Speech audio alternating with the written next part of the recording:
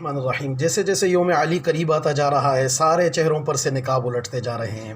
ہم نے پہلے ہی کہا تھا کہ یوم علی کے جلوسوں کے لیے ان کو اجازت دی جائے گی۔ اب ناصر حسین شاہ کی کال بھی لیک ہو چکی ہے جس میں وہ ایک شیعہ رہنما کو یقین دہانیاں کروا رہا ہے کہ وہ سمری پہ وزیر اعلیٰ صاحب نے دستخط نہیں کیے، وزیر اعلیٰ صاحب برہم ہیں۔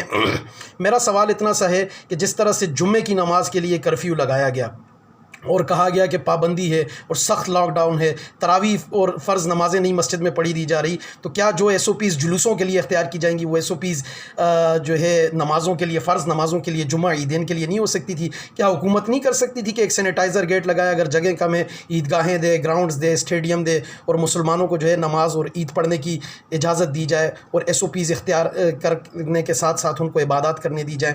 میں حیران یہ ہوں وہ شیعہ کہ جو حضرت علی کے ماننے والے ہیں، حضرت علی کو تلاش کرتے ہوئے حضور آتے ہیں اور فاطمہ رضی اللہ عنہا فرماتی ہیں کہ جی وہ تو گھر پہ نہیں ہے، حضور تلاش کرتے جاتے ہیں تو کہاں پاتے ہیں انہیں؟ مسجد میں پاتے ہیں، اور وہ مٹی میں یوں لیٹے ہوئے ہیں اور حضور ان کو کہتے ہیں قم یا ابا التراب۔ تو مومن تو مسجد کو آباد کرنے والا ہے، اور یہ مساجد کو تالے لگانے والے، یہ رافضی حکومت، ان کی فسطائیت، کیونکہ یہودیوں اور رافضیوں کا گٹھ جوڑ روز اول سے ہے۔ عبداللہ ابن سبا کی اولاد ہے یہ۔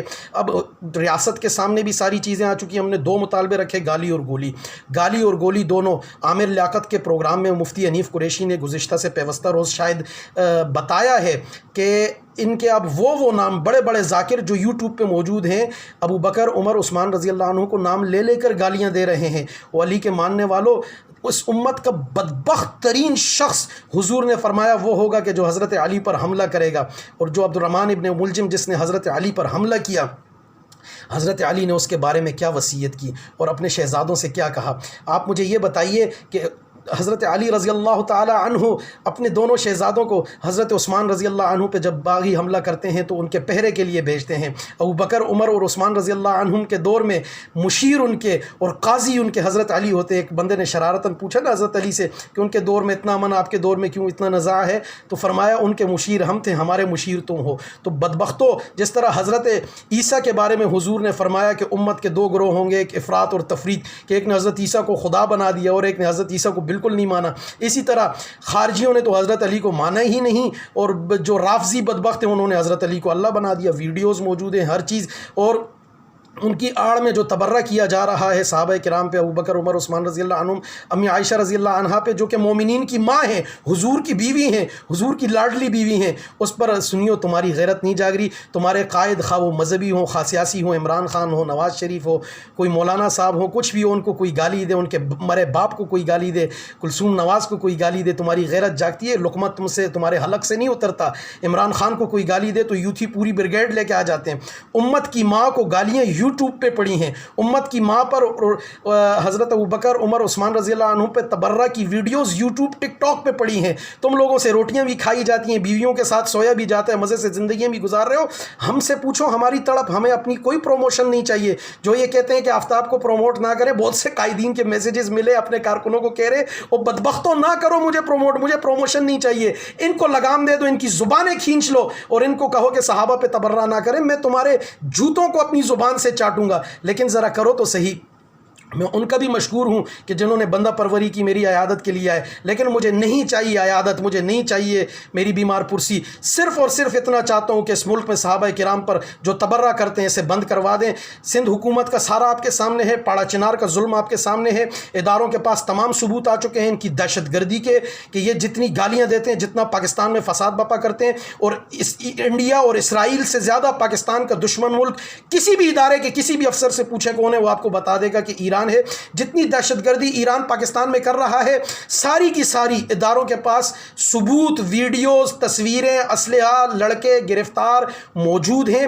سنیو تم سے اتنی درخواست ہے کہ تمہاری مارکیٹیں اب پھر بند کی جائیں گی، تمہاری دکانیں بند کی جائیں گی، مزاحمت کرو، کھڑے ہو جاؤ، ویڈیوز بناؤ، اسٹیٹس لگاؤ، حکومت کو فون کرو، ان کو بتاؤ کہ ہماری دکانوں کے سامنے سے ہمارے گھروں کے سامنے سے 10-10 کلومیٹر دور سے جلوس آتے ہیں. ایک بدبخت کا گھر ہوتا ہے محلے میں، اس کے لیے پورا محلہ بھی جو ہے ہائی جیک، 3 تھانے بھی ہائی جیک، رینجرز بھی ہائی جیک، پوری انتظامیہ سیکیورٹی. کیوں؟ ایک کنجر ذاکر کا وہاں گھر ہے اور اس بدبخت نے وہاں کے صحابہ پہ بھونکنا ہے، اس کو فیسیلیٹیٹ کرنے کے لیے سارے آتے ہیں. سنیو، روکو. میرے تعلیم القرآن سے، میرے راجہ بازار سے، میرے بنوری ٹاؤن سے، میرے کسی بھی مدرسے کے آگے سے اگر جلوس گزرا اور میرے کسی بھی صحابی پر تبرہ ہوا، اٹھاؤ آواز کہ ہم اس کی زبان گدی سے کھینچ لیں گے اور ہم ایسے کسی جلوس کو نہیں گزرنے دیں گے جس میں میرے صحابہ پہ تبرہ ہو. جلوس نکالنا عبادت تو شیعت میں بھی نہیں ہے، اور پھر ایسا جلوس کہ جس میں صحابہ کو گالیاں دی جائیں. ہمارا مطالبہ تو دیکھو کیا ہے. ہم کہتے ہیں کہ صحابہ کو گالیاں نہ دو، ہم کہتے ہیں کہ امہات المومنین پہ بکواس نہ کرو، ہم کہتے ہیں کہ اہل سنت کا قتل عام نہ کرو. تم لوگ ہمارے لڑکوں کو لے کے تھریشر میں ڈالتے ہو،